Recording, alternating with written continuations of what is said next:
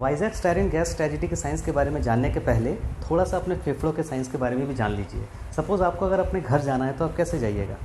घर जाने वाले रास्ते को पकड़िएगा, फिर उसके बाद अपने घर के मेन डोर तक पहुंचिएगा, नॉक कीजिएगा, वहां से घुस के फिर अपने बेडरूम की तरफ पहुंचिएगा और फिर उसके बाद बेडरूम में जाकर रेस्ट कीजिएगा। ठीक उसी तरीके से एयर का घर कौन सा है? अपना लंग्स। अगर एयर्स को हमारे लंग में अगर आना है, एयर को हमारे अगर लंग्स में आना है तो कैसे वो आएगा? वो यहाँ से इंटर किया, वो नाक से इंटर किया या फिर मुंह से इंटर किया करके घर जाने के लिए जो रास्ता पकड़ेगा उस रास्ते को कहते हैं हम लोग क्या? ट्रैकिया। उस रास्ते से पकड़ के जब वो घर के मेन गेट तक पहुंचा नॉक करने के लिए, उस मेन गेट को कहते हैं हम लोग ब्रोंकी। ब्रोंकी ये है, ये पोर्शन मेन गेट पहुंच के नॉक किया। उसके बाद क्या होगा? मेन गेट से वो अपने घर में घुसेगा, लंग्स में घुसेगा। घुसने के बाद में अपने बेडरूम तक जाने के लिए जो रास्ता पकड़ेगा उस रास्ते को हम लोग क्या कहते हैं? ब्रोंकियोल्स। मतलब ये जो रास्ता जो दिख रहा है, ये जो ब्रोंकी है, ये फर्दर जाके ना इस तरह से पेड़ के जैसे ब्रांचेस जैसे इस तरह से डिवाइड होते हैं, उस तरह से डिवाइड हो जाता है। तो डिवाइड होने के बाद क्या हो गया? ब्रोंकियोल। वहाँ से होते वो एयर कहाँ जाएगा? अपने बेडरूम में। अपना बेडरूम कहाँ होगा? ब्रोंकियोल के बिल्कुल एंड पोर्शन में, मतलब जहाँ पर ब्रोंकियोल जाके ख़त्म होता है। जहाँ पर ब्रोंकियोल जाके ख़त्म होता है वो कुछ इस तरीके से ख़त्म होता है और ये है उसका बेडरूम। ये एक्चुअल एयर सैक्स होता है, मतलब एयर का एक बस्ता होता है। उसमें क्या होता है कि जैसे हम ऑक्सीजन लिए ना, इनहेल किए, तो वो जो हवा जो अंदर गई वो ट्रैकिया, ब्रोंकी, ब्रोंकियोल से होते हुए इस एयर सैक्स में जाके भर जाती है और इन एयर सैक्स को हम लोग क्या कहते हैं? एल्वियोलस। मतलब यही ब्रोंकियोल्स का एंड पॉइंट है, यहीं पर एयर जो है वो जाके कलेक्ट होता है। उसके बाद क्या होता है कि यहाँ तक पहुँचने के बाद ये जो एल्वियोलस है ये एक कैपिलरीज से घिरा हुआ होता है। कैपिलरीज एक से पूरी तरह से रैप्ड होता है, पूरी इस तरह से उस घिरा हुआ होता है। वो कैपिलरी क्या होता है? उस कैपिलरी के अंदर में क्या होता है? आरबीसी होता है, रेड ब्लड सेल्स। उसके अंदर क्या होता है? हीमोग्लोबिन, जिसकी वजह से अपना ब्लड जो है उसका रंग लाल, सबको मालूम है। और थोड़ा कार्बन डाइऑक्साइड भी होता है। अब इसके बाद जब एयर सैक्स में ऑक्सीजन पहुंचा तो ऑक्सीजन कहाँ आ गया? यहाँ पर सपोज ऑक्सीजन आ गया, ठीक है, ये कैपिलरीज है। अब ये ऑक्सीजन क्या होगा? इस कार्बन डाइऑक्साइड के साथ में डिफ्यूज होगा। डिफ्यूज का मतलब, क्योंकि हमको मालूम है एयर की ये प्रॉपर्टी होती है कि जहाँ पर वो चीज़ नहीं होता है उस तरफ वो जाने की कोशिश करता है। डिफ्यूजन ऑफ गैसेस जिसको कहते हैं, मतलब जहाँ पर लो कंसंट्रेशन है, हाई कंसंट्रेशन से हमेशा एयर क्या करेगा? जहाँ पर उसका कंसंट्रेशन नहीं है, जहाँ पर वो बिल्कुल ही लो अमाउंट में मौजूद है, वो उस तरफ डिफ्यूज होगा, उस तरफ वो जाना चाहेगा। तो इसकी वजह से ऑक्सीजन क्या चाहेगा? इस तरफ आ जाऊँ, और कार्बन डाइऑक्साइड क्या चाहेगा? इस तरफ आ जाऊँ। मतलब अल्टीमेट दोनों क्या होगा? इधर से उधर डिफ्यूज होगा। मतलब यहाँ का ऑक्सीजन यहाँ आ जाएगा और यहाँ का कार्बन डाइऑक्साइड यहाँ आ जाएगा। ठीक है। अब जैसे ही ऑक्सीजन कैपिलरी के अंदर घुसा तो आरबीसी में जो हीमोग्लोबिन मौजूद है वो क्या करेगा? उस ऑक्सीजन को पकड़ लेगा और पकड़ के क्या करेगा? लेके चलेगा किसके पास? सेंट्रल नर्वस सिस्टम के पास, अपने बॉडी का करता धरता। मतलब मेरे बॉडी में जितने भी ऑर्गन्स हैं, लंग्स ले लो, किडनी ले लो, हार्ट ले लो, लीवर ले लो, है जो भी कुछ है, वो सारे के सारे ऑर्गन्स को रेगुलेट कौन करता है? अपना नर्वस सिस्टम। जब से इंसान पैदा हुआ तब से लेके इंसान के मरने तक बॉडी के सारे ऑर्गन्स को रेगुलेट जो करता है वो कौन करता है? अपना नर्वस सिस्टम। कभी थकता नहीं है, 24/7 आवर्स काम करते रहता है, बिल्कुल लाइफ टाइम। और जिस दिन काम करना बंद कर दिया, समझ लो हाथ में स्वर्ग का टिकट मिल गया। तो अल्टीमेट ये यहाँ से ट्रांसफ़र होने के बाद में हीमोग्लोबिन क्या किया? ऑक्सीजन को पकड़ लिया, पकड़ के लेके चला गया किसके पास? सेंट्रल नर्वस सिस्टम के पास। और फिर उसके बाद अल्टीमेट सेंट्रल नर्वस सिस्टम तक ऑक्सीजन पहुँचा और फिर वो अपना काम करना स्टार्ट कर दिया। एक्चुअल सेंट्रल नर्वस सिस्टम को वो काम करने के लिए सिर्फ एक ही चीज़ की ज़रूरत है, उसका जो पेट्रोल है वो ऑक्सीजन है। जब तक उसको ऑक्सीजन मिलता रहेगा, जब तक उसको फ्यूल मिलता रहेगा, तब तक वो काम करता रहेगा। ठीक है। एक और इंटरेस्टिंग चीज़, इंसान 1 मिनट पे, हम लोग 1 मिनट पे कम से कम 15 से 25 बार ब्रीथ करते हैं। और इस हिसाब से देखा जाए तो एक दिन में टोटल 10,000 लीटर एयर का यूज़ करते हैं। सोच सकते हो 10,000 लीटर। थम्सअप की बोतल देखो ना, 1 लीटर की है, तो समझ लो 10,000 लीटर। आप सोच सकते हो कितना एयर हम लोग यूज़ करते हैं। ठीक है। तो होप हमारे सांस लेने की जो साइंस है वो समझ में आई। अब आते हैं हम लोग स्टायरीन गैस के साइंस के ऊपर। तो दोस्तों, वाइजैक में कल एलजी के उस प्लांट में हुआ क्या था? उस प्लांट में एक गैस प्रोड्यूस की जाती है जिसका नाम है स्टायरीन।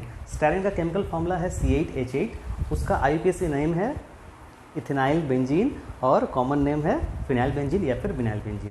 स्टायरीन गैस को क्या किया गया था, सबसे पहले कंडेंस करके लिक्विड फॉर्म में स्टोर किया गया था। मतलब उस गैस को कंडेंस करके सबसे पहले लिक्विड फॉर्म पे स्टोर किया गया था।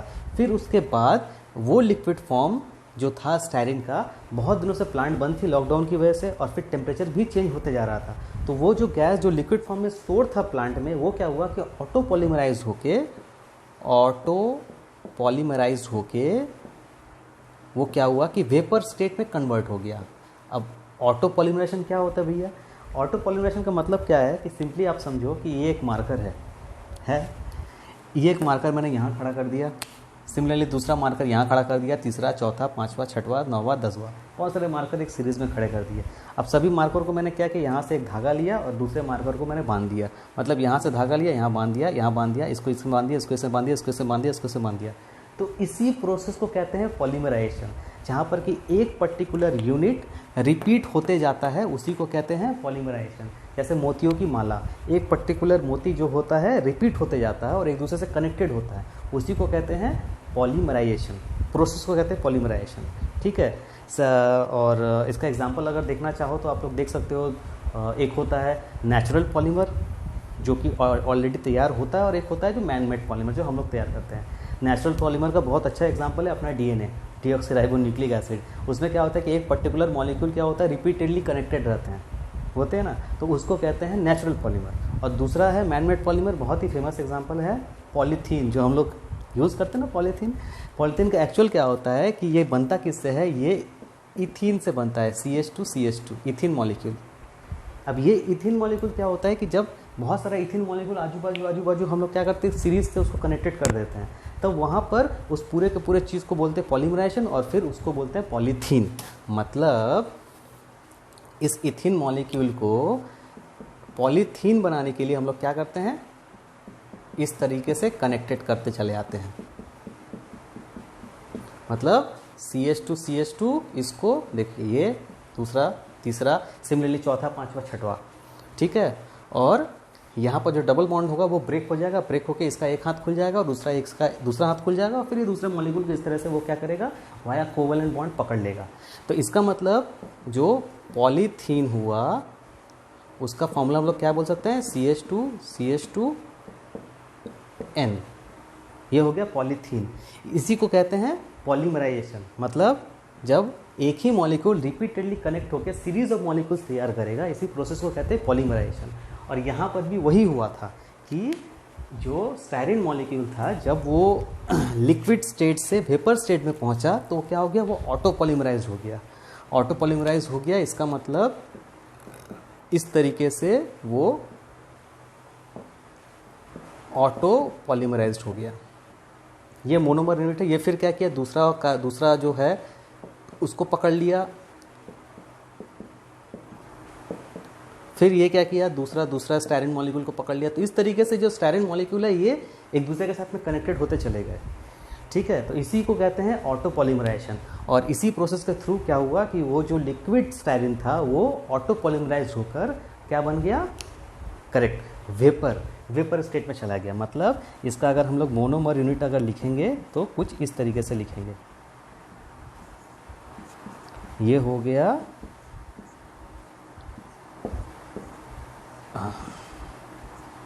इसको क्या कहेंगे हम, पॉलीस्टायरीन। क्या कहेंगे, ये क्या है, पॉलीस्टायरीन। ठीक है। क्लास 12 में एनसीईआरटी के सिलेबस में चैप्टर है पॉलीमर, इसी के ऊपर बेस्ड है। ओके, मतलब ये उसके ऊपर बेस्ड है।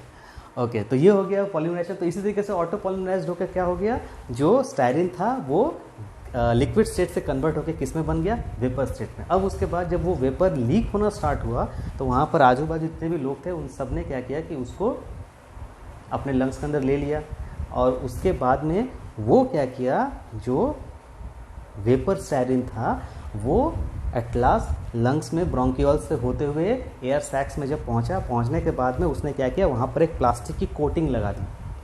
लंग्स में जाने के बाद वहाँ पर उसने क्या किया, जो कैपिलरीज था, कैपिलरीज के सामने में प्लास्टिक की कोटिंग लगा दी।